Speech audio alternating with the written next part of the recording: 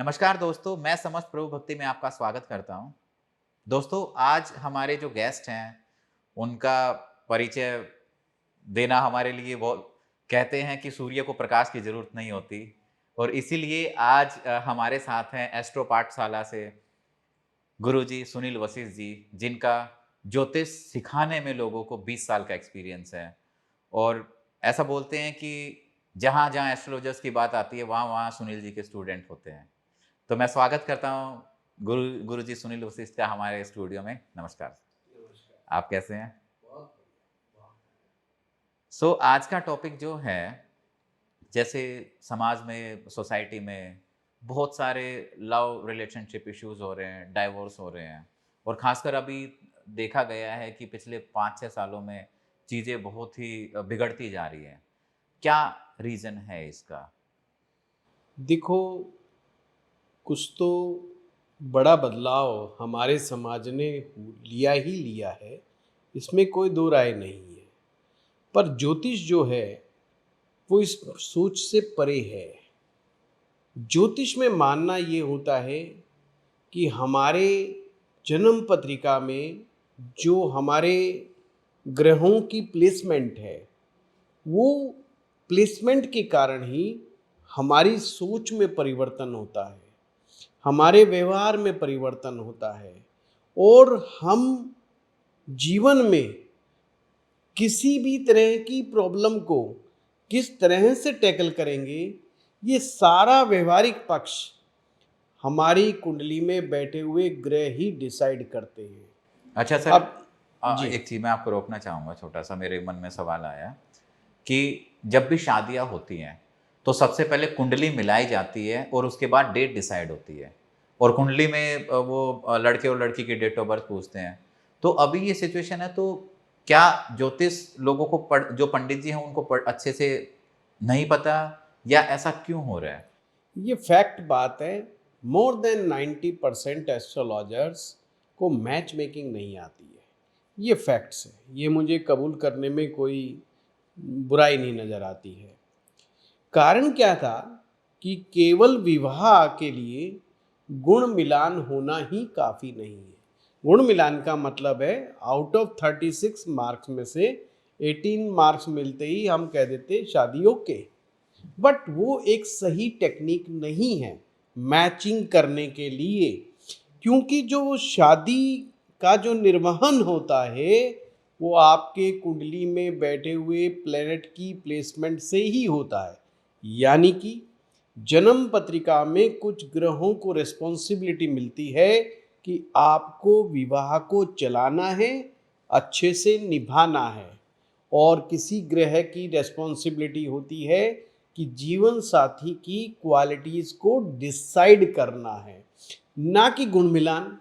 गुण मिलान तो बस आप ऐसे ही समझ लो, जैसे कि दो आदमी मिले अनजान और उनके कुछ विचार आपस में मिल गए, पर वो विचार सारी जिंदगी मिले रहेंगे इस बात की कोई गारंटी नहीं। हो सकता है आप और मैं, हम किसी एक पार्टी को सपोर्ट करें, आप कहो यार ये पार्टी बहुत अच्छी है, मैं भी कहूँ अरे यार ये पार्टी बहुत अच्छी है, मिल गए विचार। थोड़ी देर के बाद हम किसी और मुद्दे पर बात करने लग जाएं। अब आप कहो जी ये मुद्दा तो मुझे स्वीकार नहीं है आपका, मैं कहूँ अरे यार ये आपकी बात में बिल्कुल दम नहीं है, ये तो सब बकवास बात कर रहे हो तुम। हो गया कन्फ्लिक्ट। तो जो गुण मिलान है वो परमानेंट नहीं, इसका मतलब दूसरी शक्तियां हमारी जन्म पत्रिका में हैं। जब तक लड़के और लड़की क्या व्यवहार को नहीं समझेंगे, उसके चाल और चरित्र को नहीं समझेंगे, जब तक व्यवस्था को नहीं समझेंगे, मैच मेकिंग अच्छी तरह से नहीं की जा सकती। मैं आपको कुछ एग्जाम्पल दूंगा, विवाह की ही बात चल पड़ी है तो। अगर किसी व्यक्ति के 36 में से सपोज करो 32 गुण मिल गए, पंचांग के अनुसार तो ये बहुत अच्छा मैच हुआ।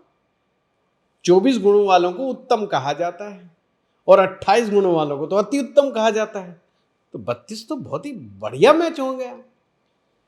परंतु अगर ऐसे लड़के की कुंडली में, मैं लड़का और लड़की दोनों बताऊंगा, ऐसे लड़के की कुंडली में अगर किसी भी कारण से शुक्र ग्रह कमजोर हो जाए तो उसकी मैरिज लाइफ में प्रॉब्लम आती ही आती है।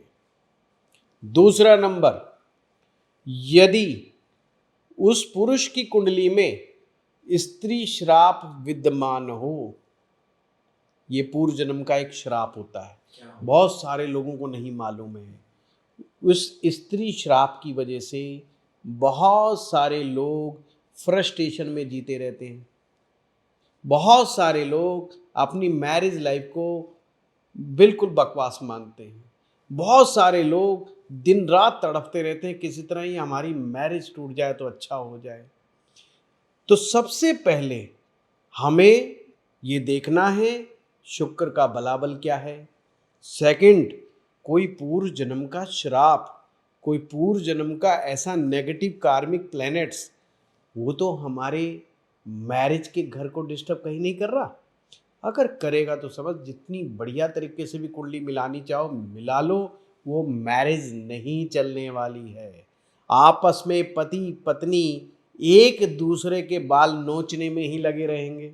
हमारे पास बहुत सारे केसेस आते हैं। नहीं, जैसे और पढ़ाई लिखाई, मैं ये सब उन केसेस की बात कर रहा हूँ जो पढ़े लिखे लोगों के केसेस हैं, जो मोस्ट इंटेलिजेंट सोसाइटी में माने जाते हैं, ये उनके केसेस हैं। और आप कहेंगे कोई तो पंडित जी कोई ऐसी बात होगी उनमें कोई व्यवहारिक पक्ष में कमजोर होगा। भाई हम क्या मानते हैं, लड़के में गुस्सा ज़्यादा है, लड़की में गुस्सा ज़्यादा है, ईगो ज़्यादा है, अक्सर हम यही सोचते हैं इसलिए लड़ पड़े। पर नहीं, अगर जिस पुरुष की कुंडली में स्त्री श्राप लगा हुआ है, भैया वो चाहे शीर्षासन कर ले, उसको अपनी पत्नी से जो सौहार्द, जो सुखपूर्ण रिलेशनशिप चाहिए वो नहीं प्राप्त होते। तो अगर डिटेल में बात करें, स्त्री श्राप होता क्या है? हाँ, बड़ा प्यारा क्वेश्चन पूछा है, ये आपके समस्त व्यूअर्स के काम आएगा।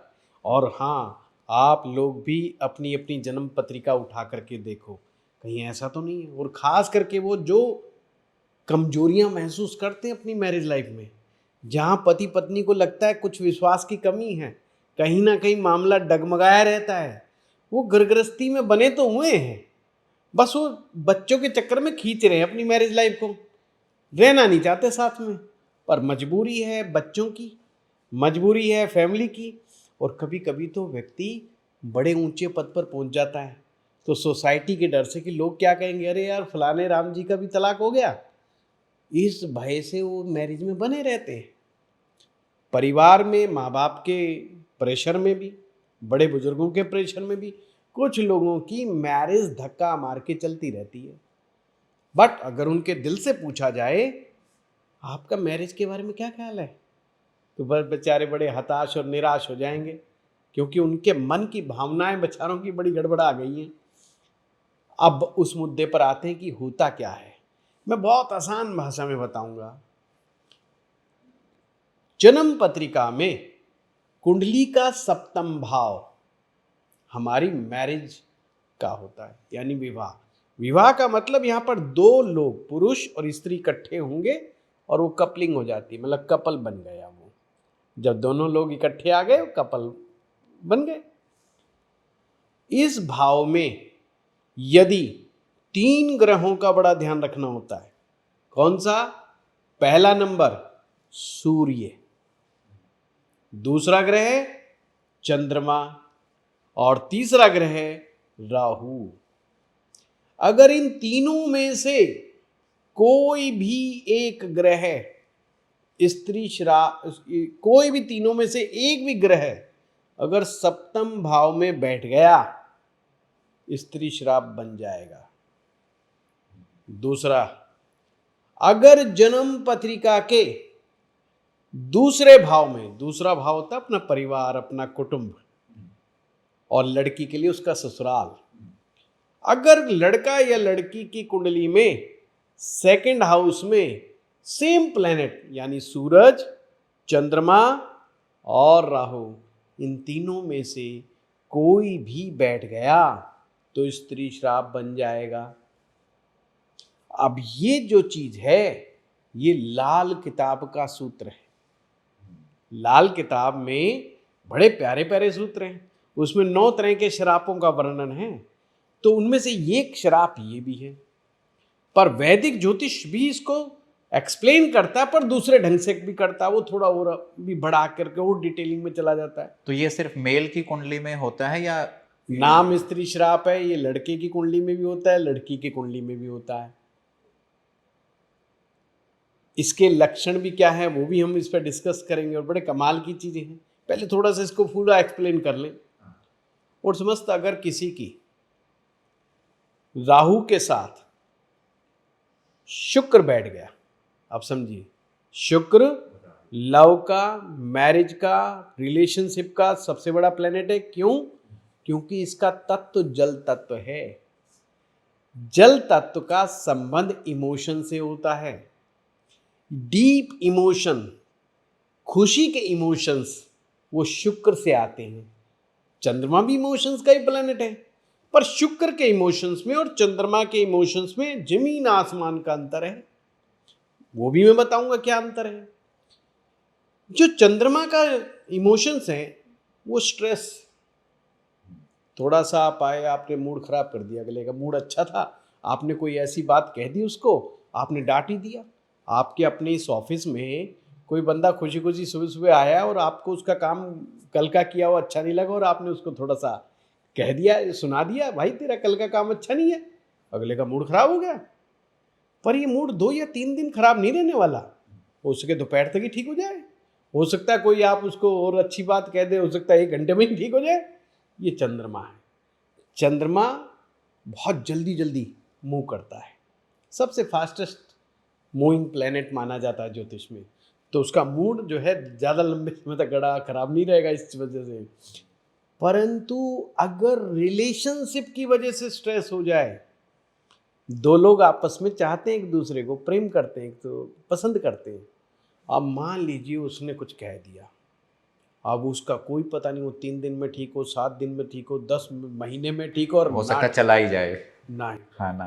कंटिन्यूस।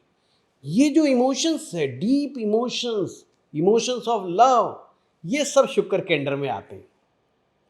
अब जब भी शुक्र के साथ राहु प्रकृति का पापक, प्रकृति का ग्रह साथ में आएगा, ये सब मामला गोलमोल कर देगा, आपकी चीजों को भटका देगा, आपके डीपर इमोशंस को भटका देगा। व्यक्ति शादीशुदा होते हुए भी एक्स्ट्रा मैरिटल अफेयर की बात सोच सकता है, शादी छोड़ के भागने की बात को सोच सकता है, खाम खाई, चाहे सब कुछ सही चल रहा हो फिर भी। राहु की प्रकृति है, वो कहता है जीवन ऐसे नहीं चलना चाहिए, यूं स्मूथ नहीं चलना चाहिए, जीवन ऐसे चलना चाहिए, up down up down up down, कुछ ना कुछ घटनाक्रम होते रहने चाहिए इसके जीवन में। ये आदमी शांत कैसे बैठा है, ये आदमी परेशान क्यों नहीं है, ये खुश क्यों हो रहा है? राहु कहता है अरे परेशान करो इसको, इसको इसको दुखी दो, ये कैसे होगा? तो वो जानता है अच्छी तरीके से इसको कहाँ उलझाना है। उसके जीवन में कोई लड़की ले आएगा, और लड़की भी उससे बड़े आराम से बतियाएगी, बातचीत करेगी, बाद में चीट करके निकल लेगी। अब हो गया ना डिप्रेशन, खाम खाई बैठे बिठाए, लेना नहीं देना नहीं। पहले बहुत खुश था, सब कुछ खुश था और उन्हें गड़बड़ा दिया। अब राहु हैप्पी, खुश हो रहा है, हो गया मेरा काम। इसीलिए वो बार बार ऐसी गड़बड़ियां करता है। ऐसे केसेस में भी हम इसे स्त्री श्राप की श्रेणी में रखते हैं। सूरज और शुक्र एक साथ बैठ जाए, सूरज और शुक्र का एक साथ बैठना भी अच्छा नहीं है, ये भी हमारी मैरिज लाइफ की क्वालिटी को कम कर देता है। स्त्री श्राप मीन्स हैप्पी मैरिज लाइफ की क्वालिटी को डाउनग्रेड करने वाला योग, एक लाइन में समझे तो आप, यानी कि आपके अपने जीवन साथी से जो एक्सपेक्टेशंस हैं वो एक्सपेक्टेशन मीट आउट नहीं होंगी। आप जो चाह रहे हैं आपकी पत्नी आपके लिए कुछ वैसा करके नहीं देगी, सब कुछ करेगी पर वो नहीं करेगी जो आप चाह रहे हो। सेम अगर लड़की है तो उसका पति सब कुछ करेगा उसके लिए, पर वो नहीं करेगा जो वो चाह रही है। तो जो आपस की चाहत है, आपस की जो डिजायर है, वो मिसमैच हो जाती है, और ये शुक्र डीप डिप्रेशन में ले जाता है इंसान को। फिर आपने देखा होगा कुछ लोग जब दोनों का आपस में ब्रेकअप होता है, रोना धोना शुरू हो जाता है, लड़का शराब पीने की तरफ भागता है, कभी उसके मन में सुसाइडल थॉट्स आते हैं।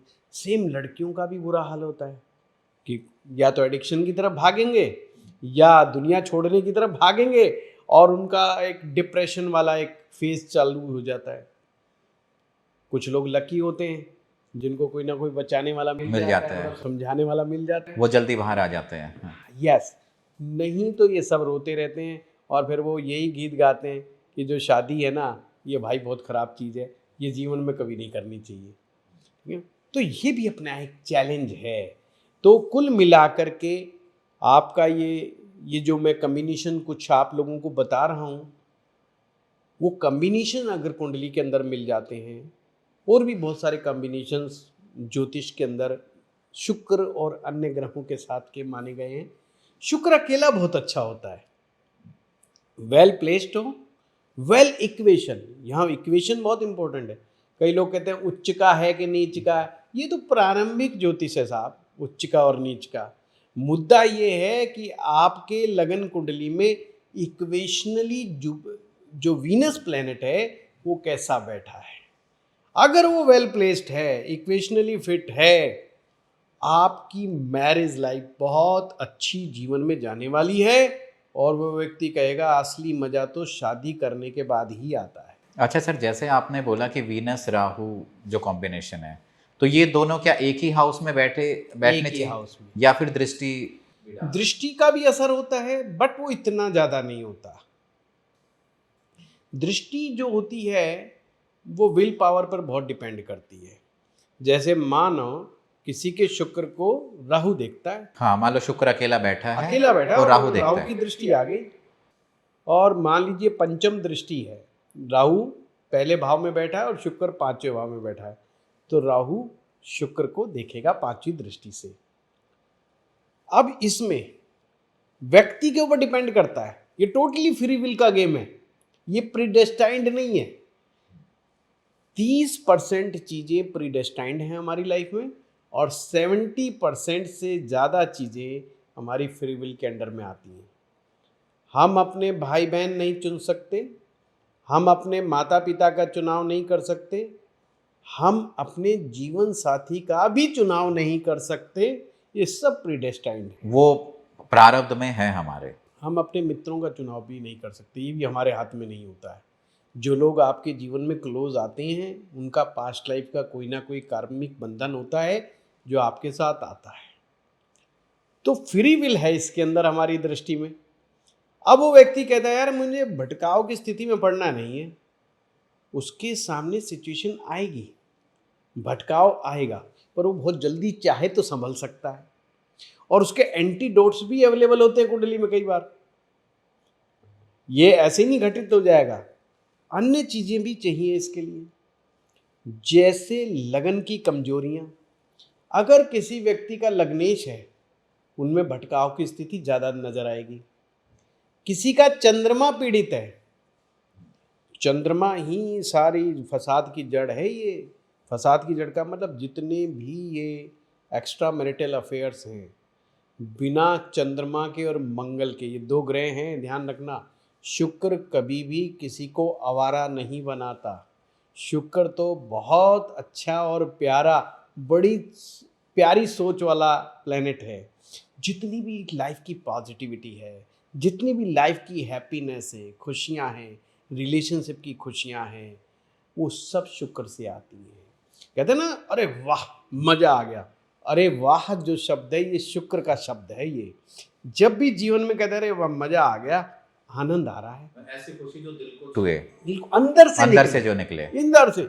आप मान लीजिए आप टूर एंड ट्रैवल लवर हैं, ट्रैवलिंग करते हैं, आप कहीं पहाड़ों में जाते हैं, वहाँ का मौसम बहुत अच्छा है, आपके एकदम से निकलती है अरे वाह मज़ा आ गया यार ऐसा सीन देख करके। ये जितनी भी सीनरी परमेश्वर ने बनाई है बढ़िया बढ़िया, ये सब शुक्र है। जो हमारी आँखों को देखने से हमारे मन प्रसन्न हो जाए वो शुक्र है। इसलिए आंखें भी शुक्र है, आंखों का जो रेटिना होता है ना, ये शुक्र है। इसलिए देखने का काम जो हम करते हैं वो शुक्र है। जो देखने में सुंदर लगे वो शुक्र है। जो देखने पर मन को भा जाए वो शुक्र है। सारा खेल शुक्र का है। तो शुक्र आनंद देने का काम करता है, पर ये हमें आवारा नहीं बनाता। पर ये चंद्र और मंगल, हमेशा ध्यान रखें, ज्योतिष में लिखा जाता है बेसिक विद्यार्थियों को समझाने के लिए शुक्र भोग का ग्रह है, और हम लोग गलत समझ जाते हैं यही भोगी विलासी ग्रह है। ये ऐसा नहीं है। उसको दो ग्रह का साथ चाहिए, चंद्रमा और मंगल। जब चंद्र और मंगल चाहते हैं कि गड़बड़ हो जाए तो शुक्र को भोग मिलता है, ऐसे नहीं। शुक्र का स्थान कहाँ है? शुक्र हमारी जीवा है। कोई भी चीज टेस्ट करनी होती है आपको जीभ पे रखना पड़ता है, और अंदर तो सब कड़वा मीठा सब एक जैसा। कड़वा मीठा खट्टा 6 टेस्ट हैं, सारे टेस्ट सिर्फ जीभ पर लगते हैं, अंदर कोई मतलब नहीं। अंदर तो सब गड़बड़, सब मिली जुली सरकार है सब। यहाँ से नीचे उतरने के बाद सब एक जैसे हो जाते हैं, टेस्टलेस हो जाता है मामला, ठीक है ना।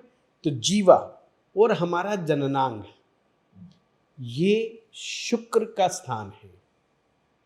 पर इनके लिए भी आपके अंदर विचार कौन पैदा करेगा? विचार पैदा करने का काम चंद्रमा करेगा। चंद्रमा जब कमजोर होता है, चंद्रमा जब पाप प्रभाव में होता है, चंद्रमा जब पीड़ित होता है, तो हमारे अंदर गड़बड़ी वाले विचार पैदा करता है। पुरुष स्त्रियों के बारे में विचार करेगा और स्त्रियां जो है पुरुषों के बारे में विचार करते हैं। भाई नाजायज संबंध बनने के लिए, एक्स्ट्रा मैरिटल अफेयर होने के लिए विचार आने भी तो जरूरी है। अगर सपोज करो किसी के मन में ऐसे ख्यालात आए ही नहीं, तो बताओ वो एक्शन कैसे करेगा?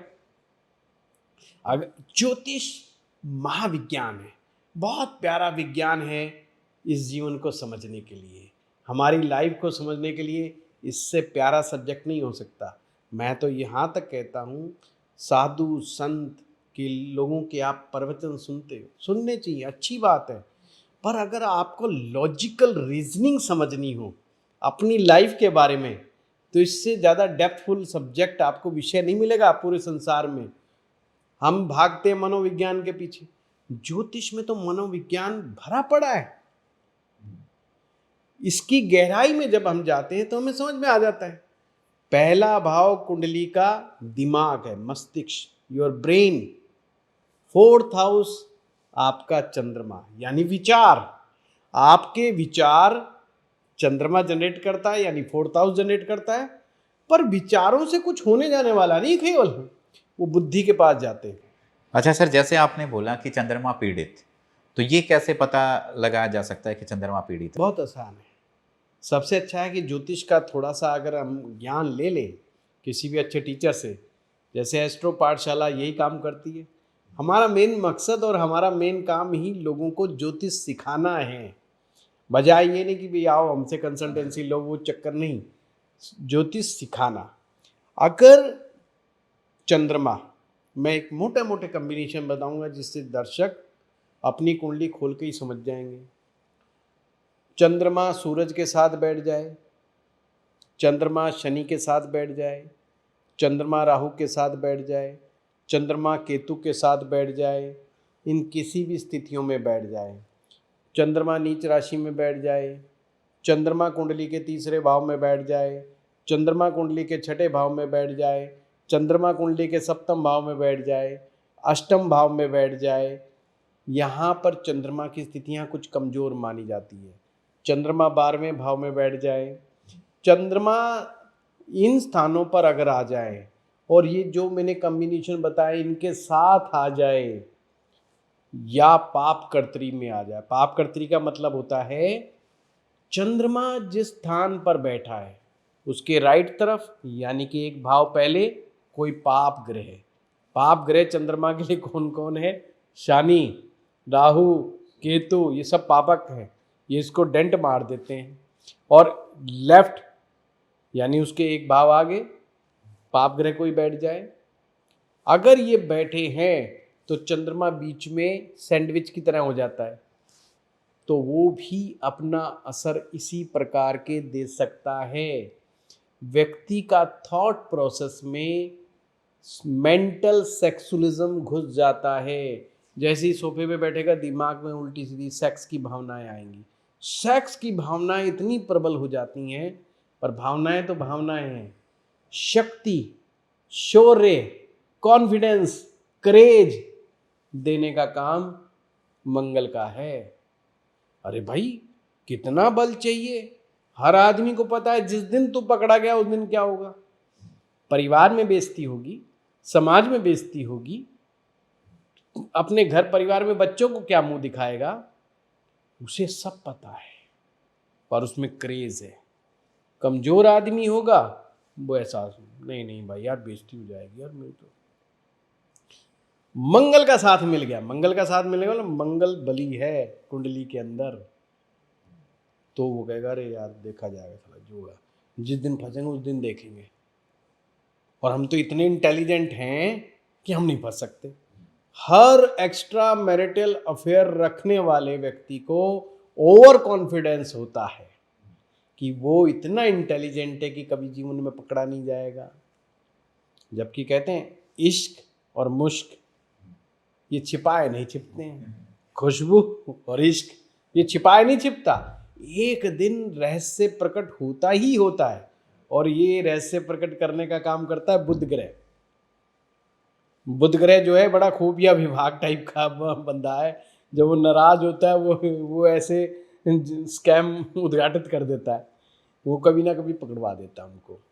तो अगर हम थोड़ा सा कंक्लूजन करें कि चंद्रमा दिमाग में ऐसे विचार डालता है, मंगल उसको करेज देता है। करेज देता है, मंगल बार बार समझाता है yes you can do it. And शुक्र का इसमें क्या रोल रहता है? शुक्र और राहु अगर आकर्षण है, शुक्र तो जननांग है, शुक्र को तो प्लेजर से मतलब है भाई। वो कहता है जी आज का दिन अच्छा बीतना चाहिए।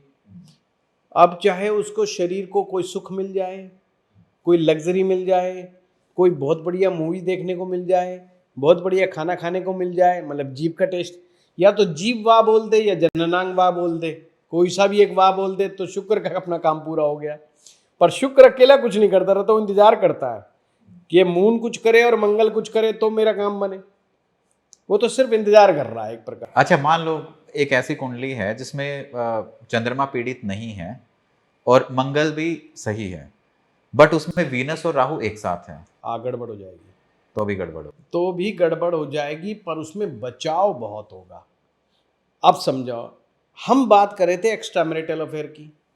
अगर हम कहें कि केवल शुक्र राहु एक साथ हैं, तो ये मैरिज के डिस्प्यूट्स को शो करता है, ये एक्स्ट्रा मैरिटल को शो नहीं करता। एक्स्ट्रा मैरिटल के लिए हमें चंद्र और मंगल की आवश्यकता है, पर राहु शुक्र एक साथ है, ये पति पत्नी के आपसी जो जिसको कहते हैं ना सब कुछ मिल गया, मन ही नहीं मिला। बस शरीर मिल रहा है, आपस में कमरा एक साथ एंजॉय कर रहे हैं, बट मन नहीं मिल रहा है। आपस में एक दूसरे के प्रति वो इमोशनल बॉन्डिंग नहीं हो रही है, डीप इमोशनल बॉन्डिंग वाली बात नहीं है।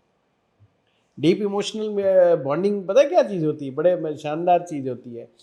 अगर पति पत्नी से बहुत ज़्यादा जुड़ाव में है, पति ऑफिस में बैठा है और जैसे ही आंख बंद करेगा सिर्फ पत्नी के थॉट्स, पत्नी का थॉट्स लेके आएगा, घर में पत्नी क्या कर रही है वो उसके थॉट्स आ जाएगा। टेलीपैथी इतना कि इस समय वो रसोई में ये कर रही है या इस समय वो सो रही है, उसको पता चल जाएगा। सेम पत्नी अगर पति से अटैच होगी उसको तुरंत इस तरह की चीज हो जाएगी। ये होता है डीप इमोशनल बॉन्डिंग। ये चीज गायब होती है जब शुक्र राहु में गड़बड़ हो जाए तो। दोनों के मन में कुछ अलग ही चल रहा होता, कुछ लड़का किसी और ही लड़की के बारे में ख्याल पैदा करता रहता है, लड़की के अगर कुंडली में तो और किसी लड़के के बारे में ख्याल पैदा करती रहती है। प्लस एक चीज कभी भूलनी नहीं चाहिए कुंडली में, लगन। लगन को हम अक्सर इग्नोर कर देते हैं। लग्नेश अगर बलवान है तो बहुत सारी प्रॉब्लम का समाधान है। लग्न बुद्धि है, लग्नेश बुद्धि का इम्प्लीमेंटेशन है, यानी बुद्धि भगवान ने दी हुई है, बुद्धि को किस कर्म में लगाना है उसे ही नोज वेरी वेल। क्या मेरे लिए अच्छा है, क्या मेरे लिए बुरा है, ही नोज वेरी वेल। उनमें लर्निंग एबिलिटी बहुत होती है। कैसे पता चलता है कि लग्नेश बलवान है? 12 भाव हैं, लगन का स्वामी केंद्र में बैठा है, त्रिकोण में बैठा है, वर्गोत्तम हो, सौग्रही हो, उच्च का हो, या नवमांश कुंडली के अंदर केंद्र त्रिकोण में बैठा हो, सौग्रही हो और या उच्च का हो, ये अगर कंडीशंस हैं लगभग तो लग्नेश आपका बलवान है।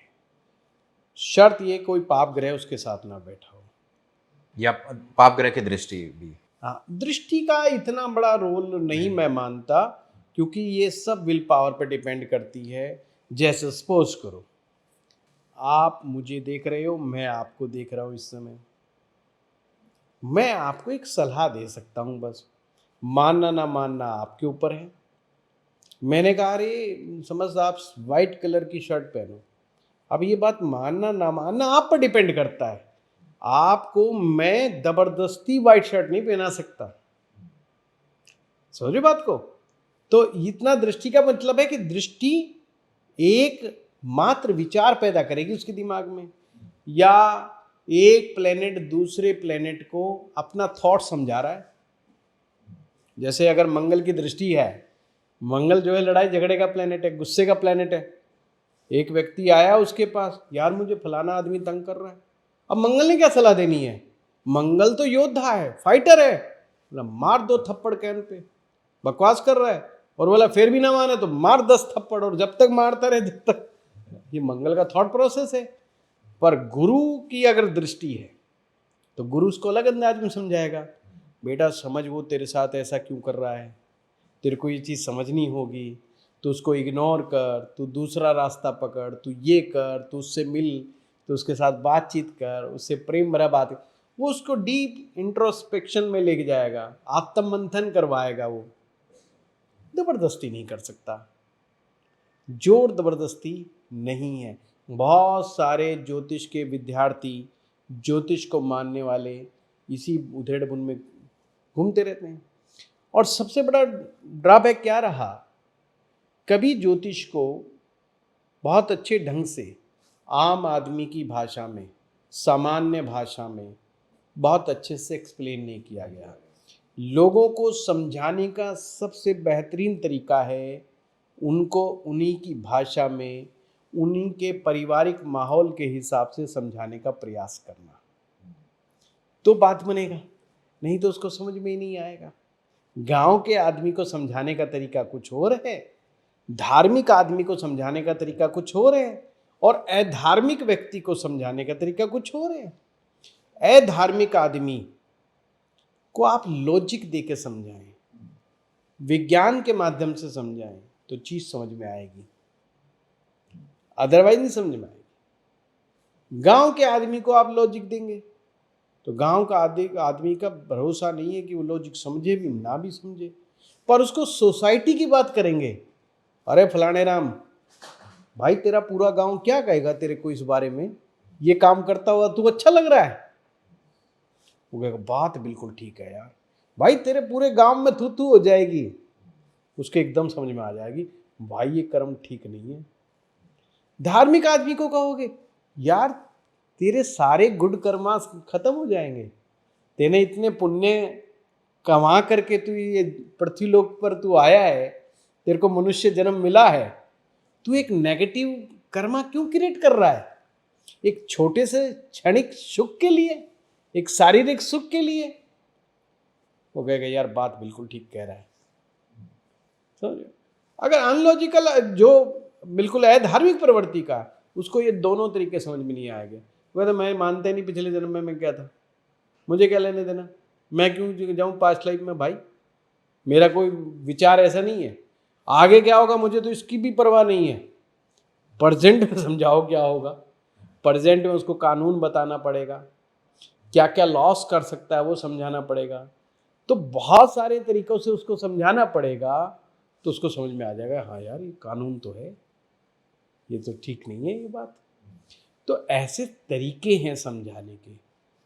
हर सूत्र हर आदमी पर फिट नहीं होता, परंतु ये साइंस हमारी ऋषियों की लिखी हुई साइंस है और हम लोग इन्हीं को इंटरप्रेट कर रहे हैं। तो ज्योतिष को रीराइट करने की बहुत ज़्यादा आवश्यकता है आज के ज़माने के हिसाब से। अभी नई जनरेशन जो आ रही है, उस नई जनरेशन को अगर आप एआई वाले तरीके से समझाएंगे तो समझ में आएगा। अगर आप उसको ब्रेन समझाना चाहते हो तो आप उनको समझाना पड़ेगा कि ब्रेन भी एक एआई है भाई, ब्रेन एक एआई टूल है। जैसे ब्रेन को ट्रेन करना पड़ता है, जैसे एआई को हम टूल को क्या करते हैं, डाटा दे दे करके हम ट्रेन करते हैं, ब्रेन भी तो वही है। आप जो काम कर रहे हो इसको आपने कई सालों से अपने ब्रेन को ट्रेन कर दिया इस तरह से। आप बहुत अच्छे से इंटरव्यू ले सकते हो, पर इंटरव्यू ये थोड़ी ना एक दिन आपका विचार आया और अगले दिन बैठ गए आप। आपकी जब तक ट्रेनिंग नहीं होगी बात नहीं बनेगी। अब नई जनरेशन को इस एंगल से समझाएंगे, उनको समझ में आएगा कि ब्रेन, भाई इस ब्रेन में वो चीज़ नहीं डालनी, तुम्हें वही चीज़ डालनी है जो तुम बनना चाहते हो, जो तुम हो जाना चाहते हो। कई बार जैसे हम रेमेडीज भी देते हैं, ये मुझे भी कई बार ऐसा लगता है कि रीराइट करने की ज़रूरत है आज के ज़माने में। जैसे कोई रेमेडी होती है कि कभी बहुत सारे न्यूज़ वेबसाइट्स हैं उन पे होता है कि घर में गाय के गोबर का लेप कीजिए या वो लगाइए। तो वो उस ज़माने में लिखे गए थे क्योंकि उस ज़माने पे जो होता था वो कच्चे होते थे, तो उस पे करते थे लोग मिट्टी और गाय के गोबर को मिला के।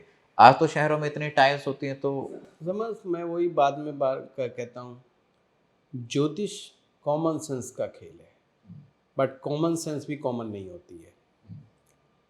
कोई भी उपाय, कोई भी रेमेडी ये प्रैक्टिकल होनी चाहिए, प्लस उस व्यक्ति के बिलीफ के अनुसार होनी चाहिए। अगर कोई भी रेमेडी काम नहीं करती, अगर उसके बिलीफ के साथ उसका अलाइनमेंट नहीं होता, सपोज करो आप हनुमान जी के भगत हो, आपको अचानक से कोई व्यक्ति कहे यार काल भैरव जी की तू साधना कर, अरे भाई आपका कनेक्शन ही नहीं है, आप में वो प्रेरणा जागेगी ही नहीं काल भैरव भगवान के बारे में। दूसरा, आपका ब्रेन मंत्र जाप करने का शौकीन है, मैं रेमेडी में मंत्र बताऊं ही ना, कोई रेमेडी काम नहीं करेगी। आपका थॉट प्रोसेस टोने टोटकों में है, बता दिया मंत्र गायत्री मंत्र जप कर, वो भाई गायत्री मंत्र लाखों फायदे देता होगा, बेशक मंत्र के संसार में वो मंत्र राज है, गुरु मंत्र है, पर उसके लिए काम नहीं करेगा।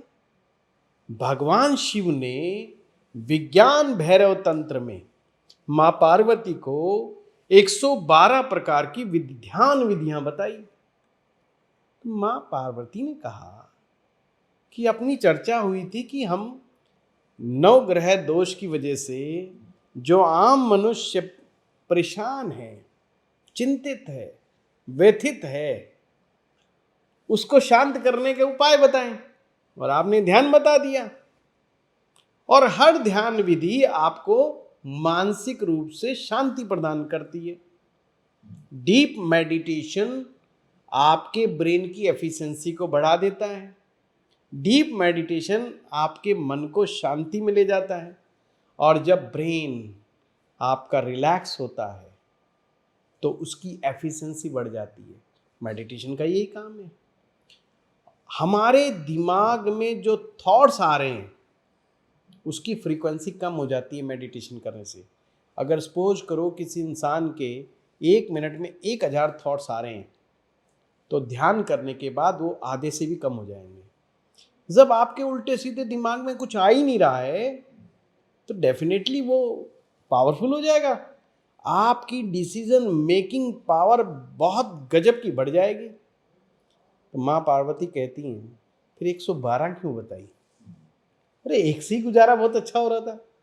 मैं तो सुन के इतनी प्रभावित हूं आपसे कि हर विधि मुझे तो लग रहा है ये तो अल्टीमेट सॉल्यूशन है, पर आप तो रोज नया नया ध्यान बता रहे हैं मुझे, और आज 112 बता दिया। तो भगवान शिव कहते हैं, बड़े प्यारी बात, मैं साधारण भाषा में बताऊंगा कि मनुष्य की 112 प्रकार की खोपड़ियां हैं, यानी हम 112 प्रकार के हैं। खोपड़ियां, खोपड़ियां मतलब अलग अलग सोच प्रोसेस, तो सोचने के तौर तरीके, एंगल, वो 112 तरह के हैं। अगर हमें ये नहीं पता इस आदमी का थॉट प्रोसेस क्या है, इसका बिलीफ सिस्टम क्या है, तो रेमेडी कुछ काम ही नहीं करेगी। और 70% केसेस में प्लेसिबो इम्पैक्ट काम करता है, प्लेसिबो इफेक्ट।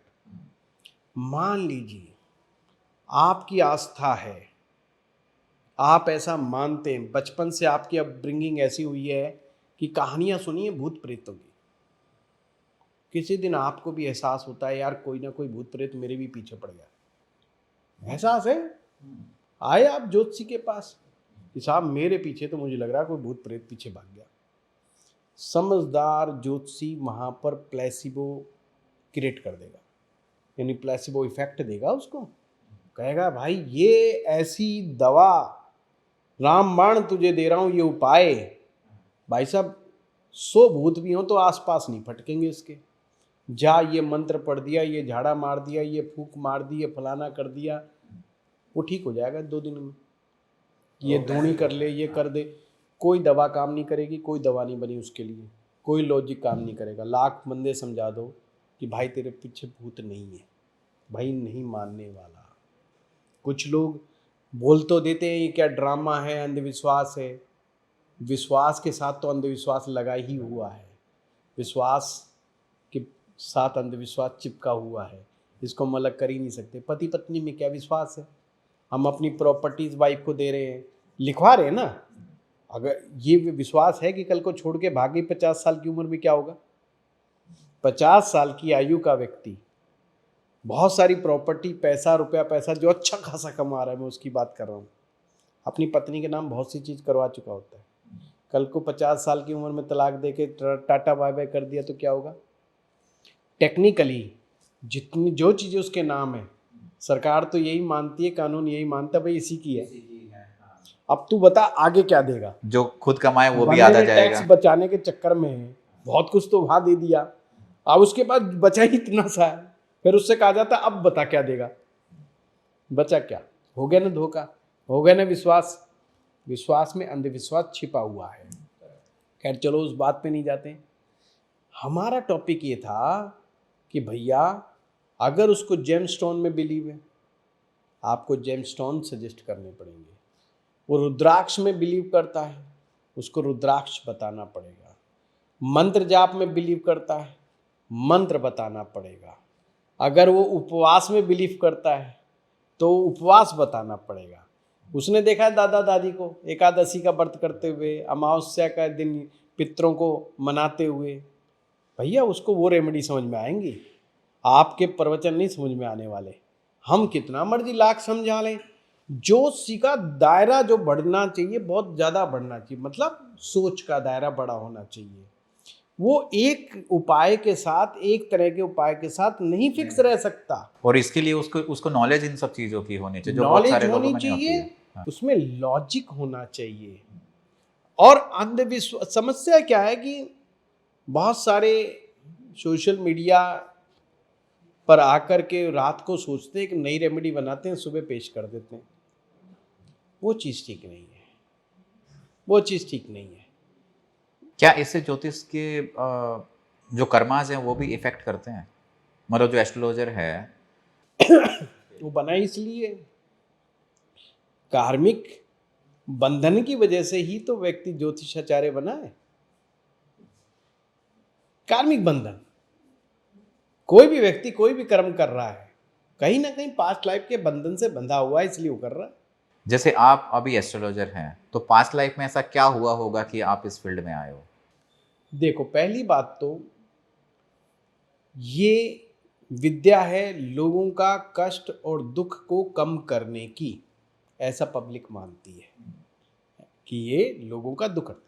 डॉक्टर, वकील, चार्टेड अकाउंटेंट और आपका ज्योतिषी, चारों कुंडली के छठे भाव से आते हैं। छठा भाव होता है लड़ाई का, झगड़े का, मुकदमेबाजियों का, परेशानी का, कर्जे का, इनका भाव होता है। जिन लोगों की जन्म पत्रिका में ये भाव एक्टिवेट होता है, जिसे हम शत्रु भाव भी कहते हैं, वो उनका संबंध इस तरह के कार्यों से हो जाता है। अब प्रश्न है कि पास्ट में क्या होगा। डेफिनेटली पास्ट में कुछ ना कुछ गड़बड़ कर्म हुआ है उनसे, डेफिनेटली कुछ गड़बड़ कर्म हुआ और कुछ अच्छे कर्म हुए। अच्छे कर्म का वजह से ज्योतिषाचार्य को मान सम्मान बहुत मिलता है, रेस्पेक्ट बहुत मिलता है, ज्ञान बहुत सारा मिल जाता है। और भैया नेगेटिव ग्रह की इफेक्ट से सारा दिन अगला परेशानी सुनता रहता है सुबह से शाम तक। उसकी जीवन का हैप्पीनेस का क्या, उसकी लाइफ का हैप्पीनेस क्या, एक डॉक्टर की हैप्पीनेस का क्या। सुबह हॉस्पिटल में जाता है, शाम तक हॉस्पिटल में रहता है, शाम को फिर अपने घर के हॉस्पिटल में बैठ जाता है, रात के 12 बजे भी फोन आ जाए तो भी जाना पड़ता है। हाँ, कितने दिन छुट्टियां मनाएगा। क्या वो अपने रिलेटिव से प्रॉमिस कर सकता है यार आ जाऊंगा मैं, चलो कहाँ जा रहे हो, हरिद्वार जा रहे हो यार, मुझे भी ले चलो यार, मुझे भी बिठा ले चलो यार, मैं भी 3-4 दिन बिताया हूँ। नहीं भाई, वो तो एक हफ्ते पहले प्लानिंग करके बैठेगा, किस दिन मुझे हॉस्पिटल में आना है, किस दिन नहीं। हॉस्पिटल गर्दन पकड़ लेगा कि बाबूजी आप ये नहीं रात को एक मैसेज लिख करके भाग सकते कि साहब कल तो मेरा मूड नहीं हो रहा, मैं गंगा जी जाना हूँ घूमने के लिए। नहीं, you are a doctor, you are so responsible. हमारे पास कभी कभी ऐसे ऐसे फोन आते हैं, वो इतनी तकलीफ में होते हैं लोग, हमें उनकी पूरी स्टोरी सुननी होती है। अब मान लो आपका मन नहीं है, आप ये थोड़ी कह सकते हो यार मैं तो 20 साल से स्टोरियां सुन रहा हूँ, 25 साल हो गए मुझे ये स्टोरी सुनते हुए, क्या ये बकवास सुना रहे हो तुम। आप किसी को कह सकते हो, नहीं सुन रहे। हमें वहां पर सुनना है बड़े ध्यान पूर्वक और उससे कनेक्ट करना है। बता तेरी तकलीफ। मर्द आते हैं, रो रहे हैं, मेरे साथ धोखा हो गया, मेरी मैरिज लाइफ बहुत ख़राब जा रही है, मेरी वाइफ मुझे चीट कर रही है, मेरे परिवार वालों को दिक्कत में डाल दिया। गलत मुकदमे हो रहे हैं, फर्जी मुकदमेबाजी इन मैरिज सबसे ज़्यादा है हमारे देश में। मोर देन 90% मुकदमे फर्जी हैं। मुंह उठा करके जो मर्जी जो है डोमेस्टिक वायलेंस का केस डाल दो। लोग वकील के पास तो बाद में जाते हैं, हमारे पास पहले आते हैं कि भाई शायद कोई उपाय मिल जाए, उसी से मामला शांत हो जाए। वकील तो लास्ट कड़ी है साहब, कोर्ट कचहरी तो लास्ट है। पहले तो वो बेचारे हमसे कोई होलिस्टिक अप्रोच चाहते, कोई कुछ हो जाए चमत्कार। क्या ऐसा पॉसिबल हो सकता है कि अगर मान लो कोई आया, फर्जी केस हो रखा है, थ्रू एस्ट्रोलॉजी क्या कुछ हेल्प मिल सकती है? हाँ, एस्ट्रोलॉजी में सॉल्यूशंस हैं, पर देखना पड़ता है ये समस्या जनरेट किस तरह से हो रही है। जैसे हमारी चर्चा स्त्री श्राप पे हुई थी। अब मान लो एक व्यक्ति आया, हमने देखा यार इसकी कुंडली में तो स्त्री श्राप लगा हुआ है,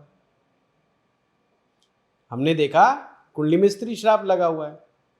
अब वो कह रहा है जी मेरी मैरिज लाइफ टूटने को हो रही है। आप उसको 2 महीने या 3 महीने की रेमेडी में नहीं ठीक कर सकते। ये ज़्यादा बेटर ये होता है कि विवाह से पूर्व ही व्यक्ति 22-23 साल का हो गया, शादी करने का मन आ रहा है कि 1-2 साल में करनी है, हमें कम से कम 2-3 साल का समय मिलना चाहिए। फिर उस पहले समझाना, first remedy should be consultation, counselling करो, उसको उसकी प्रॉब्लम बताओ। अगर मेरा डाइजेशन वीक है, डॉक्टर मुझे समझाए भाई तेरी बॉडी ऐसी ही है, तेरा डाइजेशन वीक है, तू छोले भटूरे रोज नहीं खा सकता, 3 महीने में 6 महीने में एक बार खा ले बहुत है, और अगले दिन उपवास पे चला जाइयो, नहीं तो फंस जाएगा। तो समझदार आदमी उसके नियमों का पालन करेगा, अपने स्वास्थ्य की रक्षा करेगा। ऐसे ही जिसका स्त्री श्राप है उसको हमें समझाना है कि ओवर एक्सपेक्टेशन नहीं रखनी अपने जीवन साथी से भाई। अच्छा होता क्या क्या है, ये हम बीच में बात घूम गई उस बात पे ही आते हैं। पहली चीज तो जिसे हम चाहते हैं, जैसा हम चाहते हैं वैसा स्त्री श्राप वालों को नहीं मिलता, नंबर 1। नंबर 2, जैसा व्यवहार हम अपनी वाइफ से चाहते हैं, मैं लड़का हूं इसलिए लड़के की बात बोल रहा हूं, लड़की अपना लड़का समझ लीजिए, जैसा हम चाह रहे हैं कि यार मेरी पत्नी ऐसे ऐसे मेरे साथ व्यवहार करे, ऐसा नहीं करेगी। फिर प्रश्न आता है, यार जब विचार नहीं मिल रहे, थॉट प्रोसेस नहीं मिल रहा, क्या इनका तलाक हो जाता है? नहीं होता। और अगर ये लेने का प्रयास करते हैं तो इनको बहुत पापड़ बेलने पड़ते हैं, इनको तलाक जल्दी नहीं मिलता। अच्छा, ऐसा भी हो सकता है कई बार कि लड़का और लड़की दोनों के कुंडली में स्त्री श्राप हो? मैक्सिमम में यही होता है। मैक्सिमम जोड़े ऐसे ही बनाए जाते हैं, है ना। वो राजस्थान में कहावत है ना, चौखट मिलते किवाड़। तो ये शायद भगवान ऐसे ही करते हैं। तो ये इनका क्या पास्ट लाइफ कनेक्शन होता है? पास्ट लाइफ कनेक्शन, हर पति पत्नी का पास्ट लाइफ कनेक्शन होता है। यदि आपने स्त्रियों का सम्मान किया है, आप पुरुष हैं, स्त्री का सम्मान किया है, किसी को चीट नहीं किया, किसी को गलत प्रॉमिस नहीं किया, किसी महिला पर अत्याचार नहीं किया आपने, तो आपका शुक्र definitely will improve in the next journey. हम तो इस प्लेनेट के ऊपर एक ट्रैवलर की तरह आए हैं, कुछ समय के लिए रुकना है, फिर चले जाएंगे। तो इस स्टेशन के ऊपर जब हम रुके हुए हैं, हम क्या अपने कर्मों में इंप्रूवमेंट करके जाते हैं, that will decide the next. जिनका शुक्र पीड़ित है, जिनके स्त्री श्राप है, उन्होंने पिछले जन्म में किसी को रिलेशनशिप में धोखा दिया होता है, उनके ऊपर अत्याचार किए हुए होते हैं, इस वजह से स्त्री श्राप बन जाता है। और ये स्त्री श्राप होने से इस जन्म में हमें चीटिंग का सामना करना पड़ता है। और कमाल की बात, पुरुष के अगर स्त्री श्राप है, हम उनको एक चीज़ बताते हैं, भाई बाहर किसी महिला के साथ चक्कर में मत फंस जाना, महिला पैसा भी ले जाएगी, तुम्हें इमोशनली डेंट जरूर मार के जाएगी, ऐसा नहीं होगा। बाद में पता चलेगा वो तो किसी और के साथ रिलेशन में थी, तुमको कह रही थी मैं ही तुम्हारे साथ हूँ, तुम्हें महा बेवकूफ़ बना गई, महा गधा बना गई रियल, और तुम्हें कहती रही कि तुम ही हो एक मेरे खुदा, तुमसे ही मैं प्यार करती हूँ, पर प्यार तो रियल में किसी और से कर रही थी, मेरे साथ तो सिर्फ अपना वो काम निकाल रही थी। काम निकालने का मतलब पैसे का, फाइनेंशियल उसको जरूरत को पूरी कर रही हो सकता है वो कुछ फेवर चाह रही हो, कोई पोस्ट पोजीशन के अंदर फेवर चाह रही हो, कुछ भी XYZ, कोई भी उसका स्वार्थ पूर्ति उसके पीछे जिम्मेवार होता है। और एक और कमाल की बात, सेम काम हमारी पत्नी भी कर रही होती है, जिनके कुंडलियों में ये होता है, वो भी किसी स्वार्थ के वश आपके साथ चिपकी हुई है कि पट्टा पैसे का बहुत कमा रहा है, ये तो 5 लाख रुपए महीने कमाता है, तो 10 लाख रुपए महीने कमाता है, ये इतनी सुख सुविधा मिली हुई है यार, मैं दूसरे के पास क्यों जाऊँ, ये सुविधाएं खत्म हो जाएंगी। और जो बंदा मेरे को पसंद है वो तो पट्टा वैसे ही घूम रहा है सारा दिन, वो तो बहुत कम कमा रहा है, तो मैं उसके पास कैसे चली जाऊं? तो रिलेशन भी रख सकती हूं मैं और इसके साथ भी चल, पर रिलेशन के लिए मैंने कहा अलग कंडीशन होती हैं, जरूरी नहीं कि हर स्त्री श्राप वाले का एक्स्ट्रा मैरिटल अफेयर हो। कुछ बेचारे स्त्री श्राप वाले तो ऐसे होते हैं, ना घर की स्त्री सुख देती, ना बाहर की स्त्री सुख देती है, तो उन कहते हैं हम स्त्री सुख में कमी। और स्त्री से हमें इतना गड़बड़ हो जाता है, कभी कभी तो बहनें भी उनको दिक्कत में डाल देती हैं, बहनें भी उनको परेशानी में डाल के रखती हैं। तो बाहर की स्त्रियां अपना हेतु सिद्ध करने के लिए स्वार्थ पूर्ति के चक्कर में उनका उपयोग करती रहती हैं। फिर हेल्थ के ऊपर आ जाओ, जिन कुंडलियों में स्त्री श्राप है उनको यूरिनरी प्रॉब्लम्स होने के चांस, शुगर यानी डायबिटीज होने के चांस, ब्लड प्रेशर की समस्या होने के चांस, कोलेस्ट्रॉल बढ़ा रहना, पल्स रेट बढ़े रहना, जब भी पल्स रेट नापोगे उसकी ज़्यादा ही मिलेगी आपको, थोड़ा मतलब जैसे 70 से 80 होनी चाहिए, 90-100 तक जाके मिलती है स्त्री श्राप वाले का। हेल्दी से हेल्दी आदमी का नाप लेना तो उसमें ये मिलेगा आपको। साथ में किडनी की प्रॉब्लम्स, साथ में आपको प्रोस्टेट की प्रॉब्लम, जैसे जैसे उम्र बढ़ती चली जाएंगी ये बीमारियां आगे बढ़ती चली जाती हैं। रूट कोज क्या है? रूट कोज रिलेशनशिप का स्ट्रेस, कि 20 साल हो गए मैरिज लाइफ को, 25 साल हो गए मैरिज लाइफ को, पर इमोशनल स्ट्रेस झेल रहे हैं। यार जो चाहिए थी वो तो मिली नहीं, और जो मिली है वो हमें सुख दे नहीं रही है। ये जो डीप इमोशनल स्ट्रेस है, इसकी वजह से ही ये सारी बीमारियां होती है। आप ये भी कह सकते हो ये सारी बीमारियों के पीछे ये स्ट्रेस जिम्मेवार है। अच्छा, जैसे गट उनकी खराब मिलेगी आपको। हाँ, किसी व्यक्ति के जीवन में ये तो जब वो पैदा होता है तभी से ये आ जाता है, लेकिन ट्रिगर कब होता है ये? ट्रिगर जैसे जैसे उम्र बढ़ती है। पहली चीज 19 वर्ष की आयु में उनका पहला इश्क शुरू हो जाता है। जब वो कॉलेज, स्कूल, कहीं भी हो, जरूरी नहीं कि कॉलेज जाता हो। हम तो ये मान रहे हो अनपढ़ भी हो सकता है भाई, ग्रह तो उसके भी हैं जो अनपढ़ है, जिसने स्कूल का मुंह नहीं देखा, वो हो जाता है। जिसको चाहते, जिनसे प्रेम चलता है, उनसे शादी नहीं होती, और जिनसे हो गई तो चलना महाभारत हो जाता है। ये है स्त्री श्राप। हेल्थ के ऊपर, वेल्थ के ऊपर ये बड़ा प्रॉब्लमेटिक है। इमोशनली आदमी को बड़ा हर्ट करता है। वेल्थ की बात करेंगे तो ऐसे लोग बहुत कमाते हैं, कमाई धमाई खूब होती, सेटिस्फाई कभी नहीं होते। इनको पता क्या लगता है कि अगर मैं ज़्यादा धन कमाऊंगा ना तो स्त्री मुझसे प्यार करेगी। इस मृग मृचिका के चक्कर में वो बहुत धन कमाते रहते हैं, सुबह से शाम तक लगे रहते हैं कि स्त्री मुझे प्रेम करेगी। पर पता चला स्त्री ये उल्टी कंप्लेंट कर रही है कि साले तो हमें टाइम ही नहीं दे रहा, ये तो मामला ही उल्टा हो गया है? तो जो हम सोच के चले उसका उल्टा परिणाम प्राप्त होना। तो ऐसे में हम कहते हैं यार देखो, स्त्री श्राप में ना आप रेमेडीज में चले जाओ। रेमेडीज करने से काफी हद तक ये स्त्री श्राप माइल्ड हो जाता है। और अगर आप दिल से इस रेमेडीज को करते हो, इन रेमेडीज को, तो ये भी होता है कि वो काफी हद तक मुक्ति की तरफ होता है। वो वही पत्नी उसका पूरा घर संभाल रही होती है, और वही पत्नी उसको प्यार भी कर रही होती है, और एक समय आता है वो कहती है you are the best person in my life. नहीं तो पत्नी कहती है मेरा जीजा तुमसे बढ़िया है, मेरा बाप तुमसे बेस्ट है, मेरा भाई का तो खैर मुकाबला तुम कर ही नहीं सकते। तो तमाम पुरुष उस पति की अपेक्षा अच्छे होते हैं। पर जो लोग इनसे मुक्त होते हैं उनके साथ ऐसी समस्याएं कम होती हैं।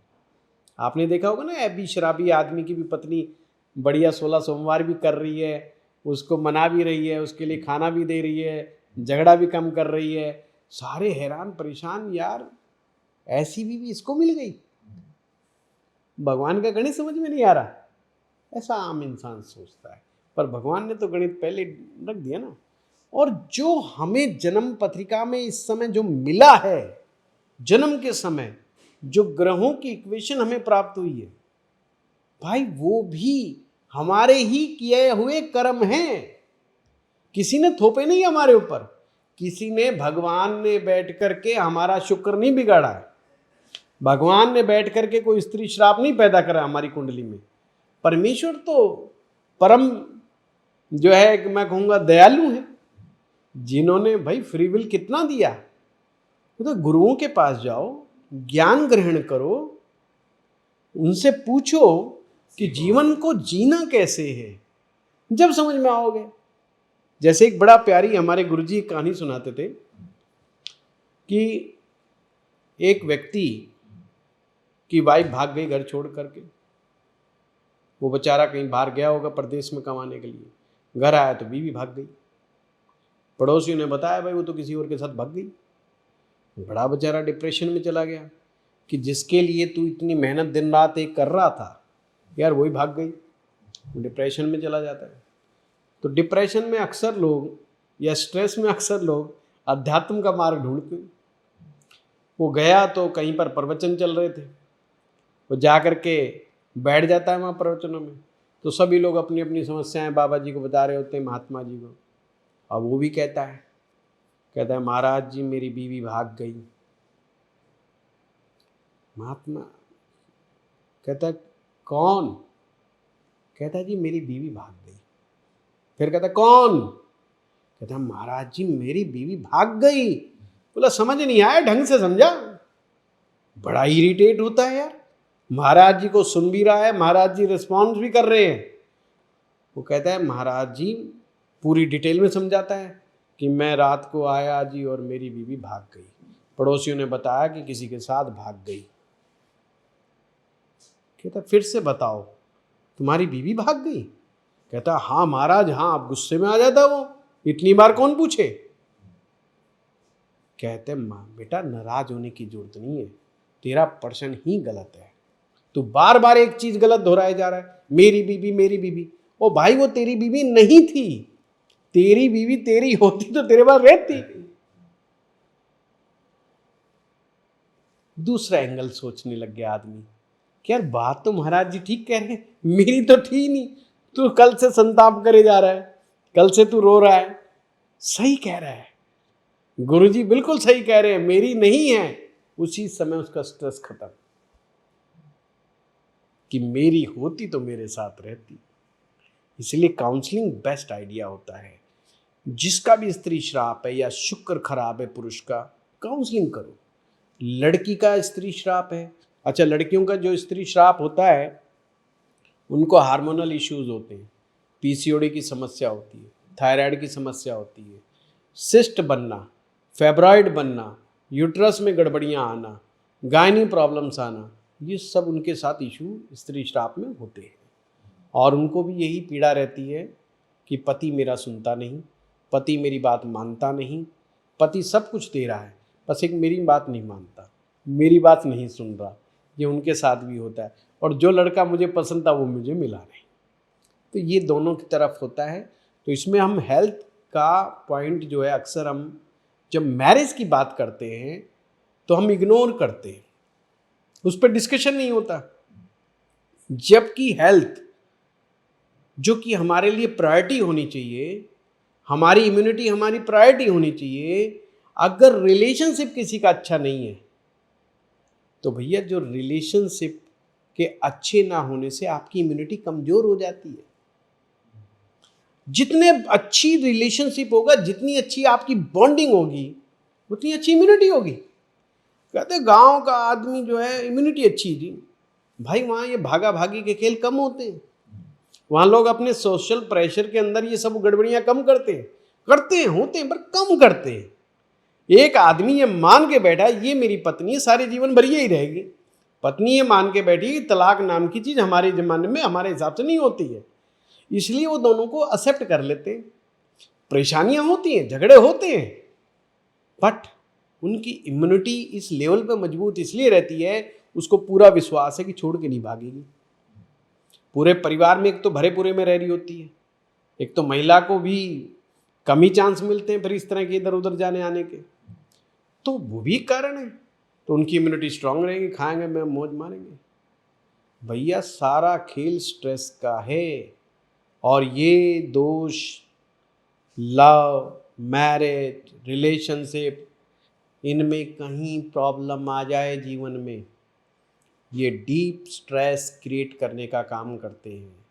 या तो इंसान को ट्रॉमा बचपन में होता है नेगेटिव घटनाओं से, जवानी में सबसे बड़ा ट्रॉमा इन्हीं चीज़ों का। क्या स्पिरिचुअलिटी इन सब चीज़ों से आदमी को बचा सकती है? बचाने की तो बात छोड़ो, इससे मुक्त कर देती है। बचाना तो एक जस्ट बचाव हो गया, जैसे हम बरसात में छाता ले लेते हैं, वो तो बरसात ही बंद कर देगी। स्पिरिचुअलिटी का एक बहुत बढ़िया टूल जो हर कोई अपनाने की बात करता है, आप किसी भी इज्म में चले जाओ, हिंदुइज्म में, सिखिज्म, कहीं चले जाओ, वह है ध्यान, मेडिटेशन। मेडिटेशन आपके ब्रेन को ही इस तरीके से इंटरनल उसके न्यूरॉन्स में ऐसे ऐसे केमिकल से बिल्ड करता है कि व्यक्ति के अंदर नेगेटिव थॉट्स आते ही नहीं, उसके अंदर थॉट्स ही लव के आते हैं, प्रेम के आते हैं, स्नेह के आते हैं। और वो एक हर इंसान को जीव के रूप में देखता है कि यार ये तो आत्मा है, ये तो शरीर है, ये जीव है, मुझे इस पर दया करनी चाहिए। वो चोर को भी जो है ना बड़ा ही जो है खराब निगाह से नहीं देखता। जैसे को कथा है कि एक साधु जप कर रहा था, चोर आ गया कर उसकी कुटिया में, देखा तो यार कुछ नहीं है साधु के पास, तो चोर बड़ा हताश परेशान, आज उसके पास भी घर में कुछ नहीं है सारे का खाने के लिए।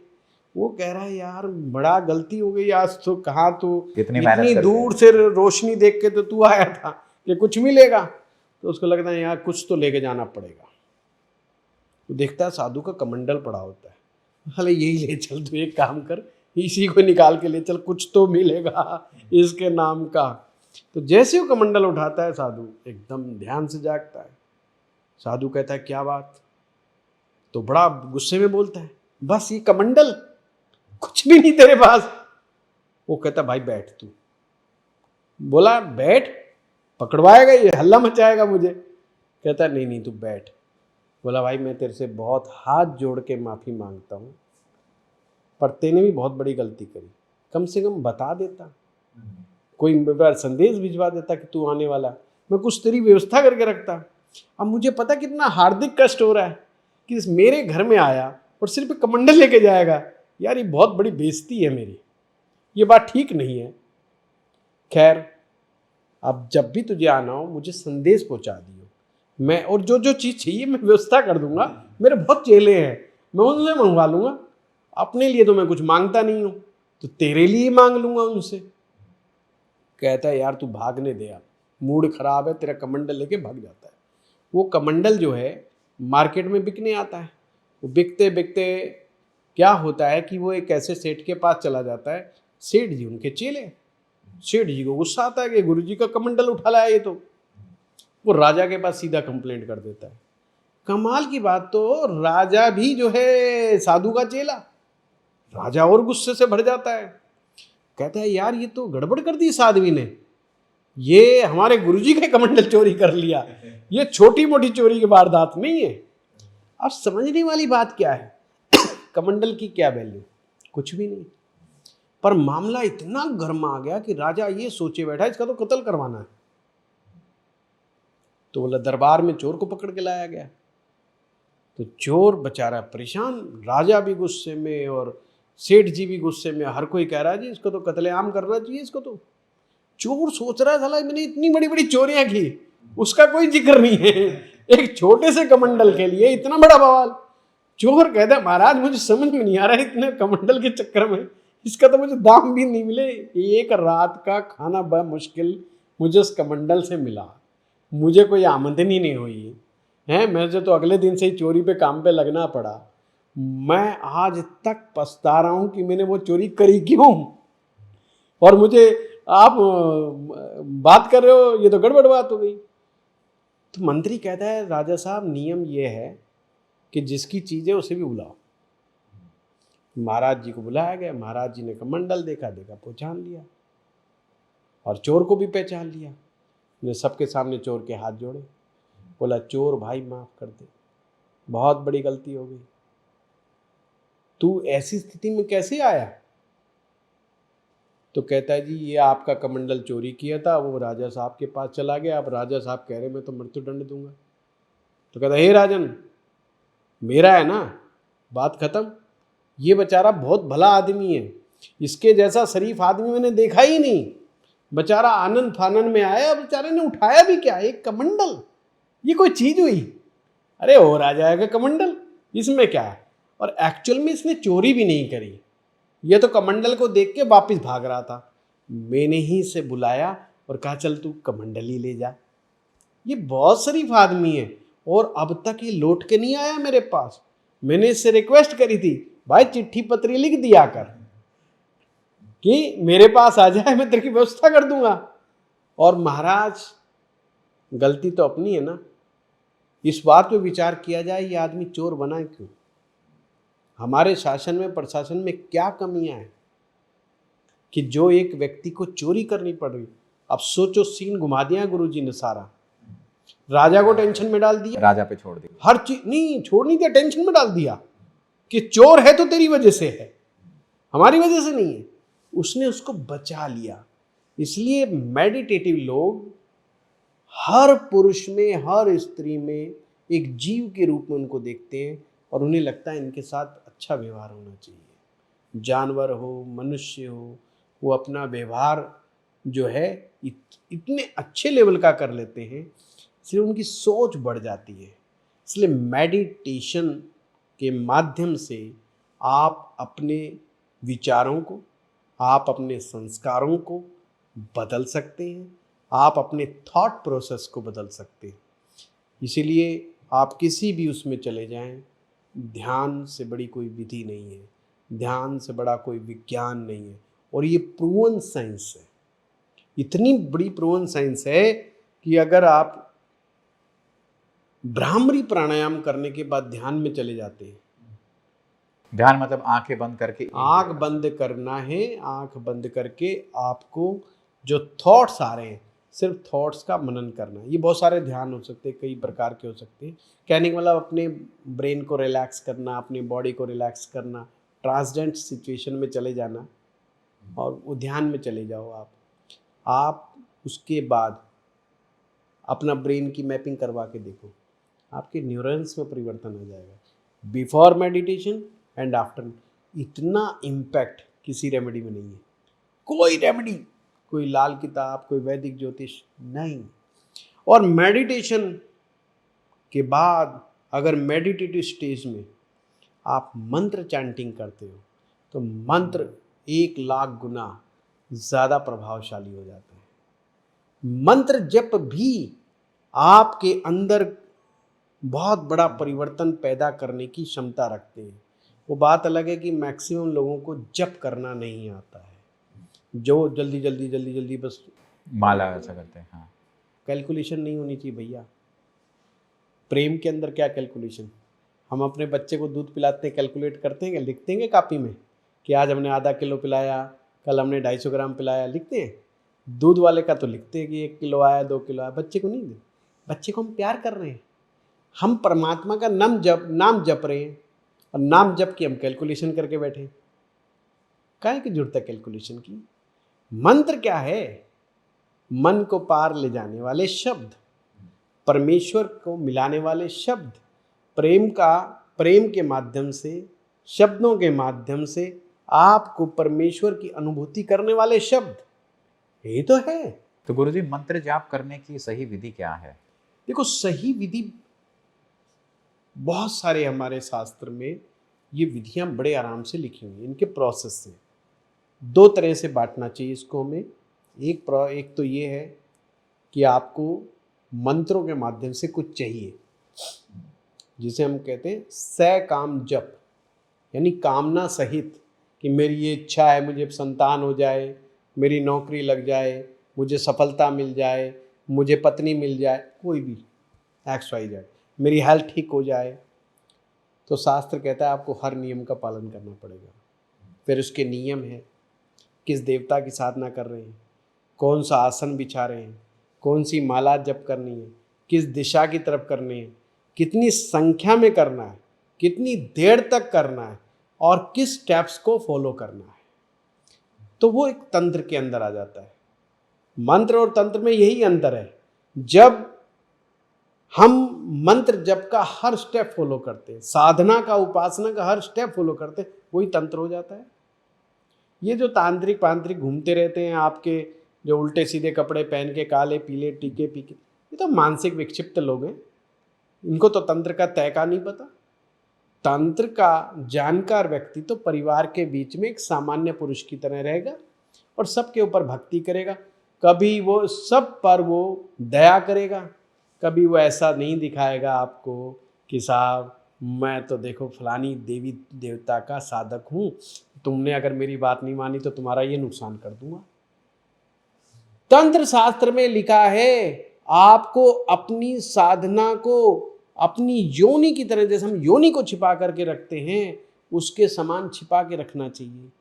किसी को प्रकट ही नहीं करना चाहिए मैं किस देवता की कौन सी साधना कब कैसे करता हूँ। जो लिखे रहते हैं ना, ये फलाना उपासक, फलाना का देवता का उपासक, पीछे चित्र लगा दिया माँ काली का, काल भैरव का, या फलाने का डिम्बा।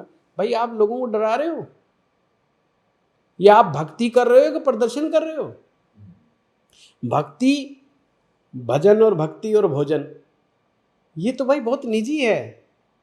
इसको तो छिपा के रखना चाहिए, ये प्रकट करने की चीज नहीं है। नजर लगती है इस पे। नजर का खेल नहीं है, आपका अहंकार बढ़ा रहे हो आप अपना। मैं यहां पर बैठ जाऊं माला जप करा ला रहा हूं भाई, ओ भाई मैं पॉडकास्ट पे आया हूं, माला से मुक्ति। हमारे सनातन धर्म में मुक्ति का ही सबसे बड़ा खेल है। हमारे जो सारे आयाम हैं, धर्म अर्थ काम और मोक्ष, मोक्ष का मतलब ही मुक्ति है। और हम फंस गए मालाओं में, हम फंस गए मंत्र के अंदर। फंसना नहीं है, इनके मार्ग से होके गुजरना है, पर मुक्त भी होना है। अगर हम मुक्त नहीं हुए तो किसी साधना का कोई लाभ नहीं, किसी मंत्र जप का कोई लाभ नहीं। आपको मुक्ति लेनी है, इसके लिए धीरे धीरे हर चीज से डिटैच होना है, पर अनुभव के साथ।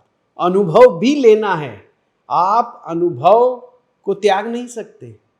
जो पास्ट लाइफ का कर्मा आया है उसके थ्रू गो थ्रू होके जाना है आपको। ऐसे नहीं साहब ये भी छोड़ दो, ये भी छोड़ दो, अच्छा यार विवाह से तो गड़बड़ियाँ हो जाती हैं, छोड़ो हम करते ही नहीं। ये कोई अच्छी विधि नहीं है, ये कोई अच्छी टेक्निक नहीं है, ये वे आउट नहीं है कोई, ये तो बहुत गलत बात है। आप आइए, अगर जीवन में प्रेम ही नहीं किया, प्रेम रस से ही आप साइड में हो गए, तो मुक्ति तो संभव नहीं है, मुक्ति प्राप्त भी नहीं हो सकती। अगर भक्त बनना है तो प्रेमी बनना बहुत जरूरी है, प्रेमी होना आवश्यक है। हमारे ज्योतिष में बड़े प्यारी इसमें व्याख्या रहती है। पंचम भाव प्रेम का भाव है, और कमाल की बात, जिस प्रेम के पीछे हम भागे फिर रहे हैं ना, वही भाव भक्ति भाव है। भक्ति वहीं से होती है, मंत्र पद वही है पंचम भाव, यानी मंत्र साधनाएं पंचम भाव से ही आती हैं, और पंचम भाव से ही हमारी संतान चाहिए। प्रेम, भक्ति, संतान, यही हमारा भविष्य डिसाइड करते हैं। इसलिए पंचम भाव को भविष्य भाव भी कहते हैं। बुढ़ापा कैसा होगा, पंचम भाव डिसाइड करेगा। पंचम भाव लक्ष्मी स्थान है, ये क्रिएटिविटी का हाउस भी है, ये कला का भाव भी यही है, ये अद्भुत चीजों का भरा हुआ है पंचम भाव। और नेताजी के लिए जो है राजनीति के अंदर पंचम भाव अच्छा होना चाहिए। पब्लिक डीलिंग आपकी पंचम भाव ही डिसाइड करती है। तो ये चीजें एक दूसरे से गुथी पड़ी हैं। प्रेम अनिवार्य तत्व है, इसके बगैर न भक्ति, न मंत्र, न शक्ति, न पराक्रम, नथिंग, कुछ काम नहीं करता। प्रेम तो निहायत आवश्यक तत्व है हमारे जीवन का। तो पंचम भाव को तो हम इग्नोर ही नहीं कर सकते। भविष्य ही खराब कर लिया किसी ने, प्रेम से साइड में हो गया तो प्रेम नहीं करूंगा साहब मैं। अरे साहब ये क्या मतलब हुआ, पंचम भाव से मुक्ति प्राप्त करने के चक्कर में हो गए क्या साहब, भविष्य बिगड़ जाएगा। भविष्य का मतलब एक मतलब तो हमारा बुढ़ापा होता है, और एक मतलब अगला जन्म। पूर्व जन्म के पुण्य पंचम भाव से देखे जाते हैं।